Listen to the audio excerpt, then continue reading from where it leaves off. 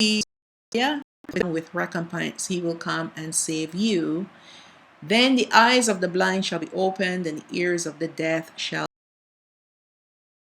of the blind, those that were spiritually blind and spiritually deaf,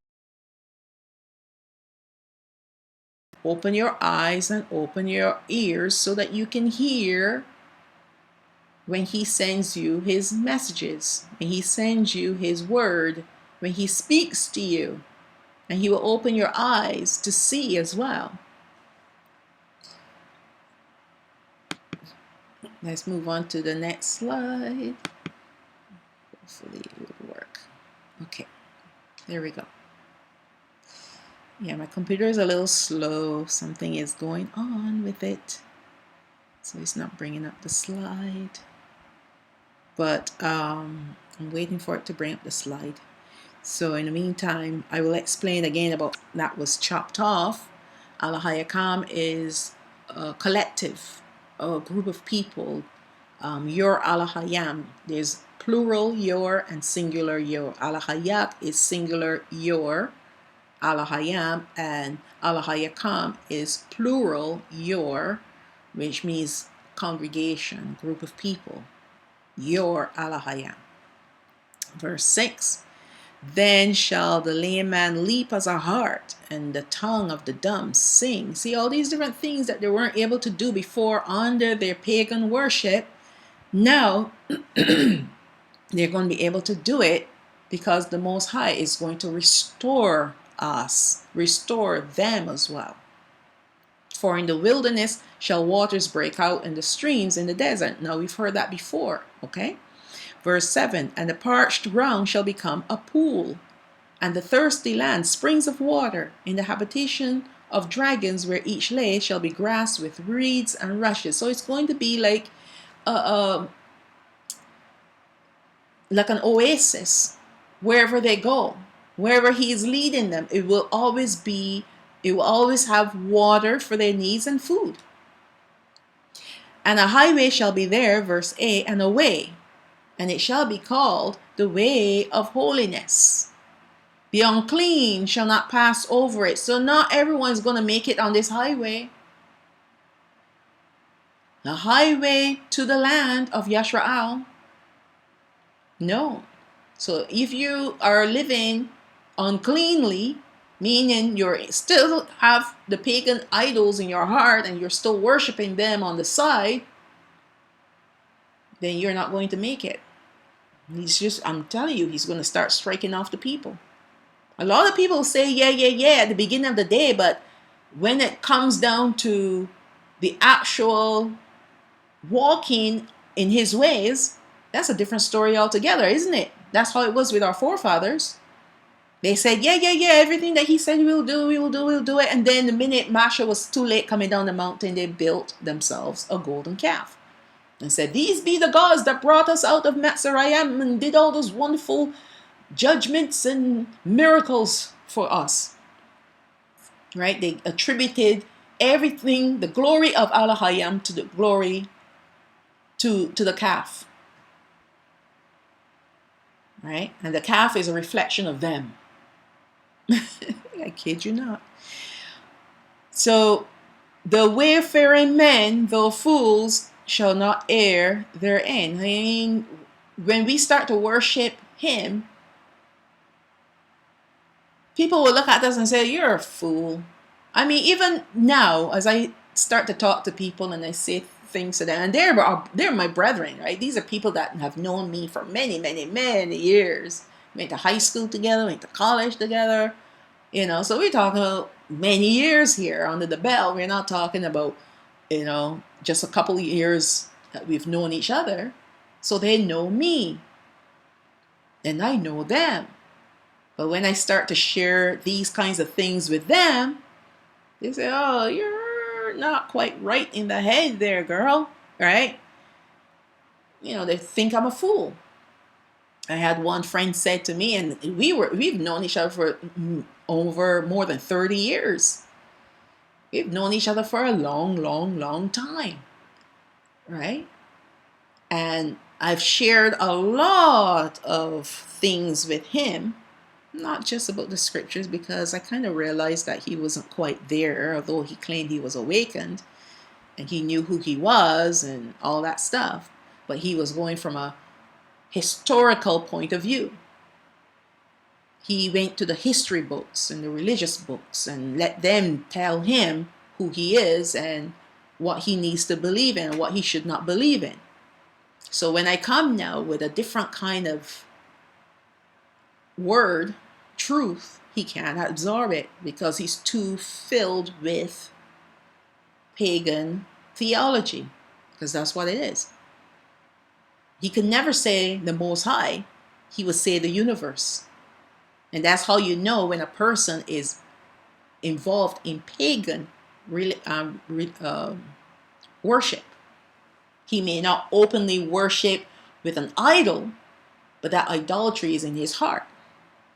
And so when I come speaking another truth that is contrary to his truth, he thinks I'm a fool.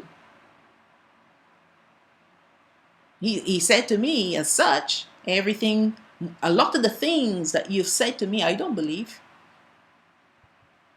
And the things that I told him that was the good news, because we were lamenting over all the different things about what's going on in the world. I said, but there's a good side to all of this, because the Father is going to come and he's going to regather his people and all these different. No, I don't believe you. Anyways, the wayfaring men, though fools, shall not err. You're not going to make a mistake when you're on that way. Yeah, you may look foolish to the world, right? But you're not going to make any mistakes when you're on this path, because only those that are righteous before the Most High and walking in his ways can walk on this path. No lion shall be there, nor any ravenous beast shall go up thereon. It shall not be found there, but the redeemed shall walk there. The virgin of Yasha'al shall walk there. And no strange animals, no, ravenous beasts, no creatures, no dragons. None of those things are going to be there to destroy the people. Verse 10, and the ransomed of Yahweh shall return and come to Shalawam, the city of worship, the mountain of worship where the city of worship is located, with songs and everlasting joy upon their heads. They shall obtain joy and gladness, and sorrow and sighing shall flee away. So all the sorrows that we're encountering right now, and the sighing, and the weariness, all of that, not just for them, but for us too, because our day is coming when we will be leaving this earth and the miseries that's on this earth. And we're going into a place where we will find our rest for our weary souls, where we will be able to have joy and gladness and songs and everlasting joy, just like our brethren, the Northern Kingdom. That's coming for us now, but it will be coming for them soon. Now we're going to look at Yahweh, which is the book of Joel, chapter 2. Blow you the trumpet in Shalawam and sound an alarm in my holy mountain. Let all the inhabitants of the land tremble, for the day of Yahweh comes, for it is near at hand. So he's blowing the trumpet because he is about to bring judgment on the earth. Right? It's a day of darkness and of gloominess, a day of clouds and thick darkness. As the morning spread upon the mountains, a great people and a strong, there have not been ever the like, neither shall be any more after it, even to the years of many generations. So who are these people? Who are these great people and strong that no one has ever seen the likes of them before and never will be. They are none other than the northern kingdom that he is bringing out with a blast of his trumpet. And the whole world will know that these are his people. When you see darkness and gloominess and days of clouds and thick darkness, that is him.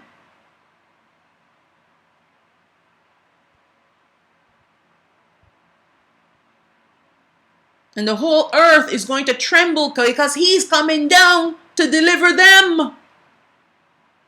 And he's going to have a great wrath and fury as well. He's going to start destroying some people. Verse 3, a fire devours before them, and behind them a flame burns. So that fire is his glory that's leading them. Not only is it leading them, but it's also behind them. It's their rear guard. That's how he's going to protect them. You think anybody can come near these people? The land is as the land of Odan, the land of Eden before them. That means it's going to have everything that they possibly could need. Remember what Yasha'oyah said? The wilderness and the solitary place shall be glad for them, and the desert shall blossom like the rose. It will blossom abundantly. It will become like the garden of Odan for them, so that they will have no need of food or water. They'll have all the protection they could possibly need.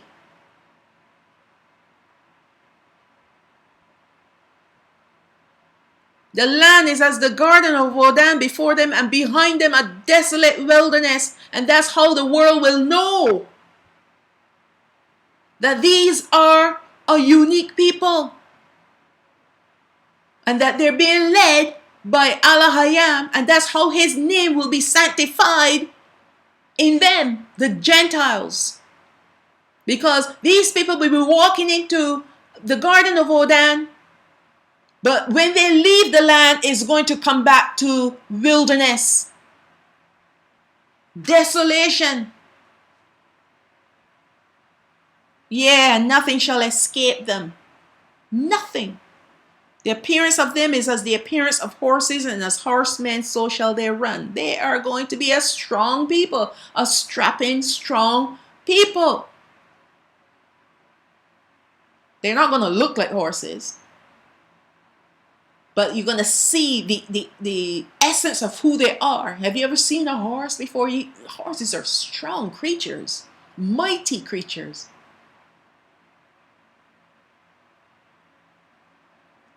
Like the noise of chariots on the tops of mountains, verse 5, shall they leap. Like the noise of a flame of fire that devours the stubble, as a strong people set in battle array.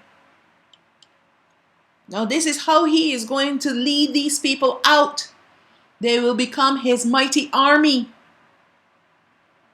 But they are not alone.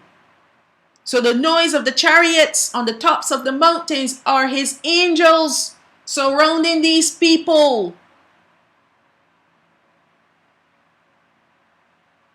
Remember that story with Dawad? When he went to, actually it was the Philistines that came down into the valley.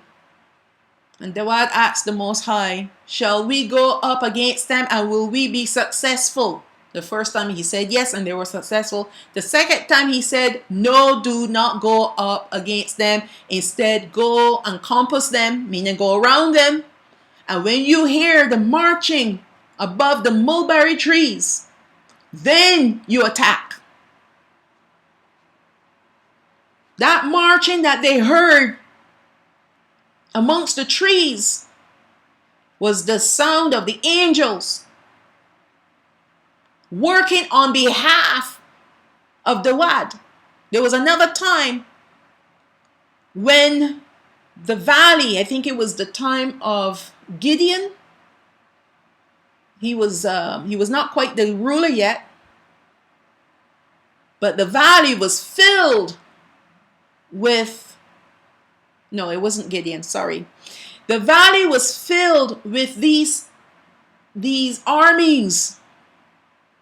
The name has escaped me. And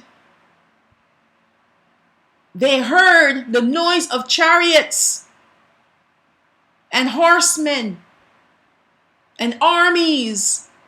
And as much as they were in the hundreds of thousands, the sound that they heard was greater than their number. And they got so scared that every man left his tent, left everything behind, and ran for the hills. And these lepers, I think there were 2 of them, they said, you know what, let's go and check out this camp. Maybe they'll throw us some scraps or something. When they went in, there was no one there. And they went and pillaged the place. And then they thought, you know what, we should go and tell the king what is happening here. And when they went and told the king, then the children of Yashraal came and pillaged them, finished it off. These men ran for the hills because they heard the angels. They didn't see anything. They thought that there were armies that were coming against them, that armies that were joined to Yashraal were coming against them, and they knew that they were greater in number, maybe triple triple their numbers, and they ran for the hills. And this is what the Most High does. He sends his angels. You can't see them, but you will hear them. You remember when Elisha,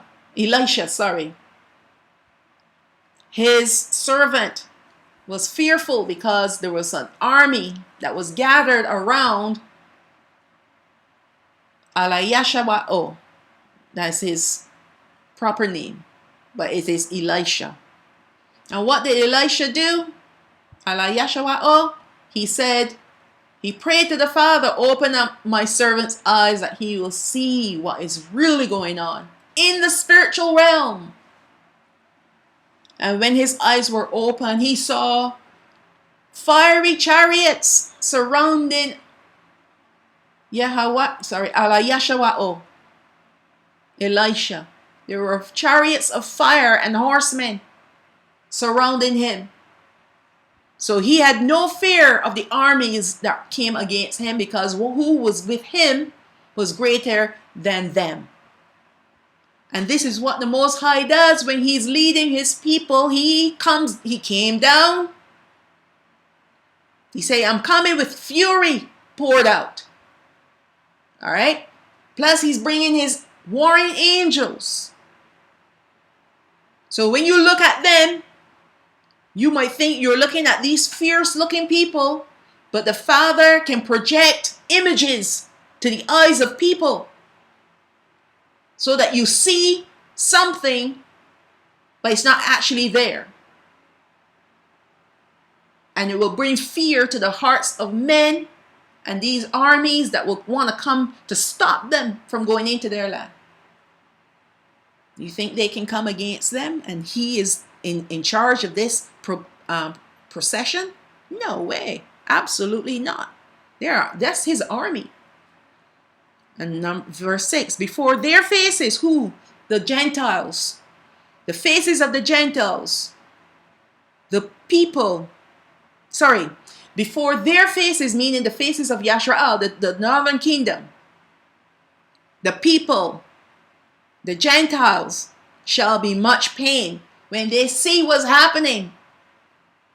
Of course they're going to be in pain. Of course they're going to be fearful and in agony.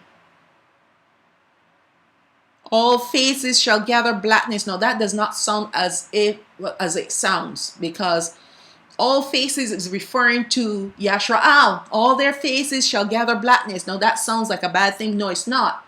Because we know that the darkness and the gloominess and the thick darkness is the glory of the Most High. That's a form of his glory. It's not evil. So the glory will be upon the faces of Yashraal. Remember, I told you he's going to project images of these people to the Gentile nations around them to cause them to fear. And that's why their faces will be in fear. They will have such great fright. They will be trembling because he's going to dress them in his glory.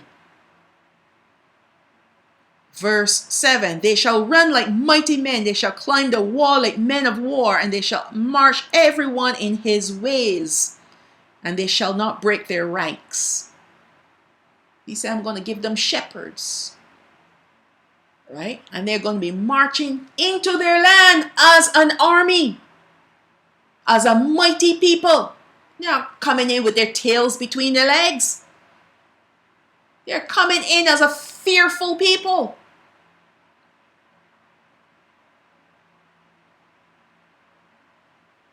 Verse 8, neither shall one thrust another, because they have order now.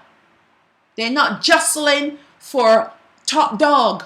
Oh, I want to be a leader. No, I want to be a leader. Oh, yes, I want to be this.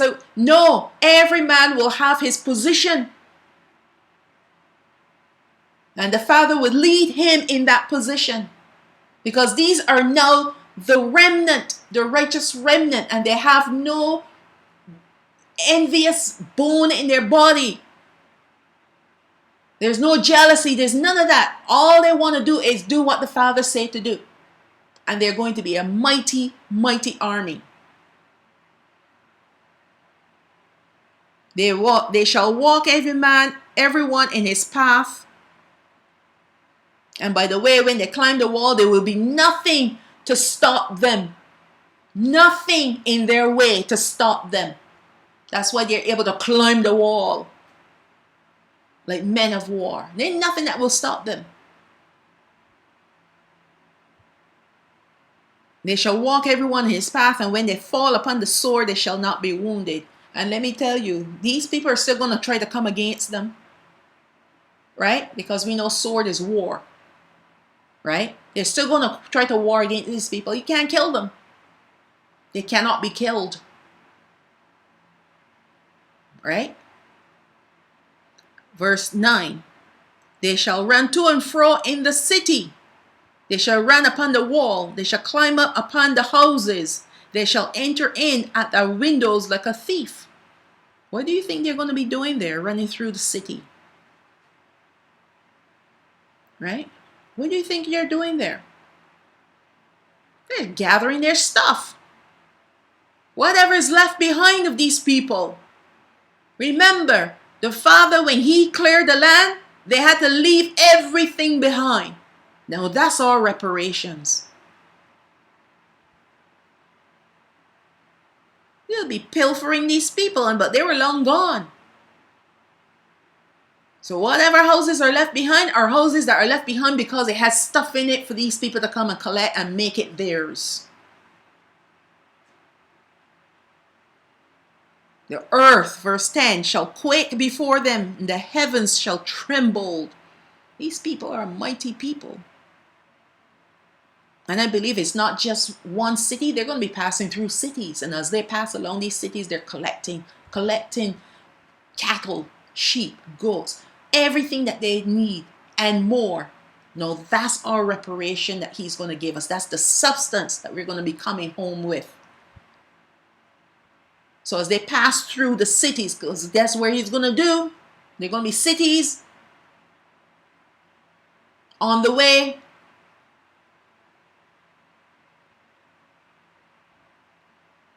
And he's going to gather them. He's going to send them to collect their stuff. Collect what belongs to you now.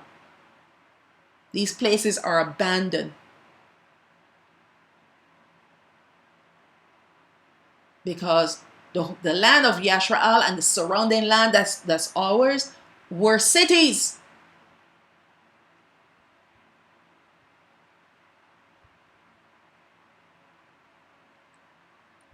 Verse 11. And Yahweh shall utter his voice before his army. Oh, let me go back to verse 10. Didn't finish that one. The earth shall quake before them, the heavens shall tremble, the sun and the moon shall be dark, and the stars shall withdraw their shining. That sounds like part of Revelation. What's happening in Revelation? All right. These are the end times.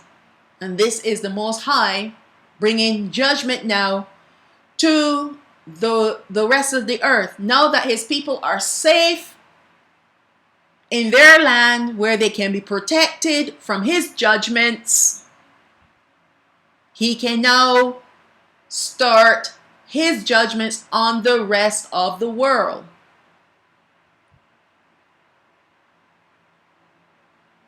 And Yahweh shall utter, verse 11, his voice before his army, for his camp is very great. For he is strong that executes his word. So when you exercise his word, you become strong. For the day of Yahweh is great and very terrible. Now, again, it's going back to the judgments of Yahweh is very terrible. Who can abide it? Who can survive it? And that's why he needs to bring his people out before he starts his judgment on this world, on this earth. And while they're in their land, dwelling safely, because he's protecting them from the trumpet judgments and the vials. Yes, he is. He is now going to turn towards the earth, the rest of the nations, the Gentile nations that were once our captors or persecutors, right? The ones that sat quietly by and said, we don't want anything to do with these people. We don't like them people anyway. He's going to deal with all of them. And he's going to bring this world to its knees. Now, who he doesn't bring to their knees will be falling flat on their faces before him. Or he would just destroy them off the face of this earth. For all the wickedness that they've done towards us. This is what this is all about. This is what this whole world, this earth, everything that's happening right now, past, present, and future, we're all geared towards us and against us at the same time. Us as a people, the 12 tribes of Yashrael, because Satan hates us. He doesn't care about the other nations. They're under his thumb. They're doing what he wants them to do. They're worshiping pagan gods. But anyone that worships the Most High receives a portion of his power and his glory. And Satan doesn't have control over those people. Over anyone that is under the control, under the guidance and guardianship of the Most High. He has no control. And as a matter of fact, you become light as opposed to his darkness. Because he is darkness, we become light when we're under Hamashiach, under Alahayam, Yahweh. And that light is a direct opposite to his darkness, and it opposes his darkness. And his darkness cannot exist. So he is threatened by us for many reasons. We have his garment. Now we threaten his kingdom.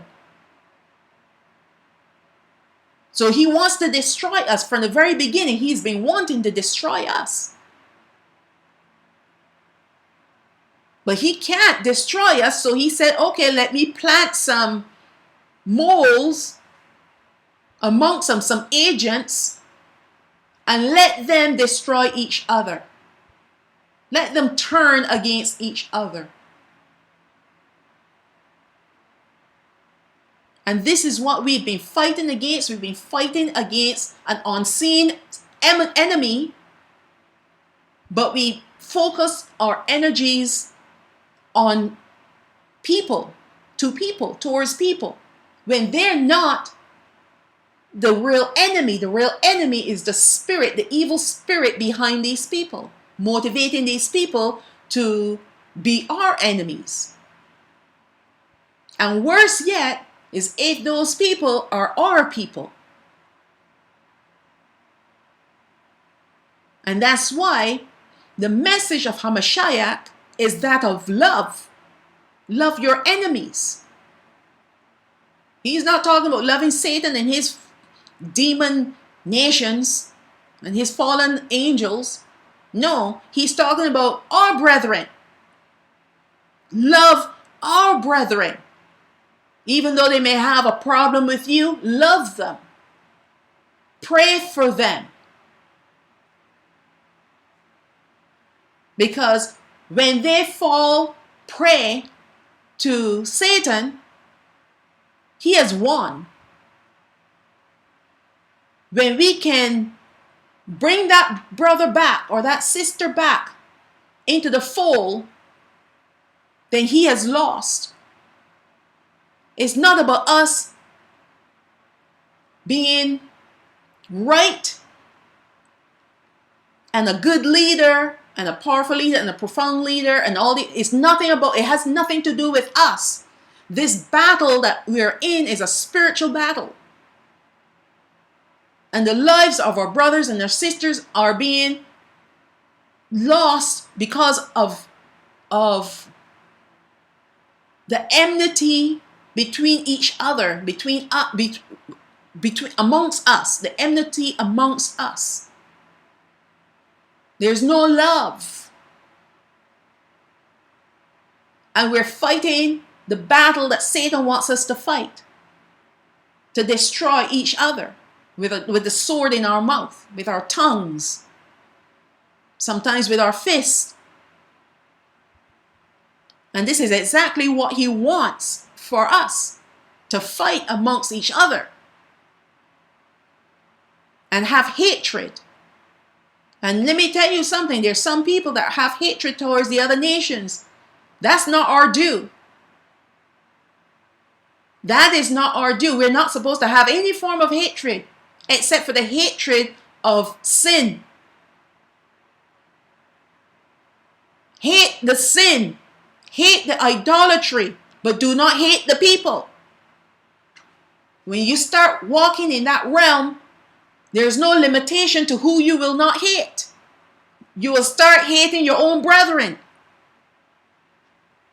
Hate in the hand of a man who is a rebel is a very dangerous weapon. And it's very destructive too. It will destroy you.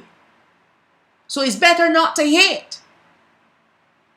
You can dislike the things that they're doing and saying, but do not hate the people. And I've seen our own brethren cursing the heathens to the point where they're wishing death and destruction.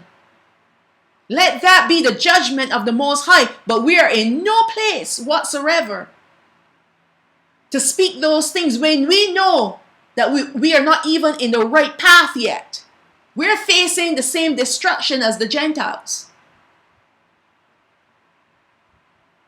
Until he delivers us, we have to be before him with fear and trembling and repentance. We have no time to hate anybody. No time whatsoever. Hatred is a terrible, evil, wicked weapon from the devil himself. Love is from the Most High. When we love, it cancels hate. Love it. Hate is like a cancer, like gangrene. And when you have a little bit of it, it grows and manifests till it consumes the entire person. And that's why you're stuck. Because the spirit, the Ruach HaKodesh, cannot work with a person that has such hatred in their heart. It makes your hearts hard and calloused. Because then you start to justify why you hate. Oh yes, they had us in slavery for all these years and they stole this from us. Yes, it happened to all of us. But you must realize the reason why it happened. We were no good. We were no better than them. We were trying to live like them whilst in the land. And the Father said, okay, you want to live like them? I'm going to send you to them and let me know after a few hundred years how you liked it. Did you like it? Did you love it? I was giving you everything in the land. You didn't have to work. You didn't have to do anything. The mountains and the hills yielded the silver and the gold and the brass and everything that you needed. The trees were producing it to the fullness that you've never seen before. There was no barrenness amongst you or your animals. But you still wanted to live like harlots. So I just said, okay, you're not going to do it in my land though. I'm going to send you away. But before he sent them away, did he not send prophets to warn them? Because he did not want to send them away because he knew what was going to happen to them. He knew they were going to be massacred, raped and all kinds of things, skinned like animals. He knew what was coming for them, and he was trying his best to prevent them from going that path, but they were insistent on living like the Gentiles. So he said, okay, you want to live like them? Okay, fine, have it your way. Go and live like them. So our slaveries, our captivities is no one else's fault but our own. So move on from there.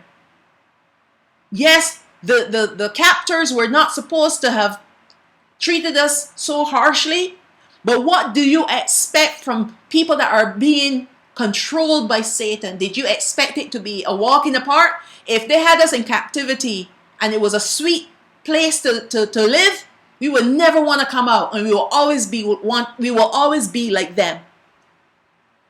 It had to be hard and it had to be harsh for us to get it.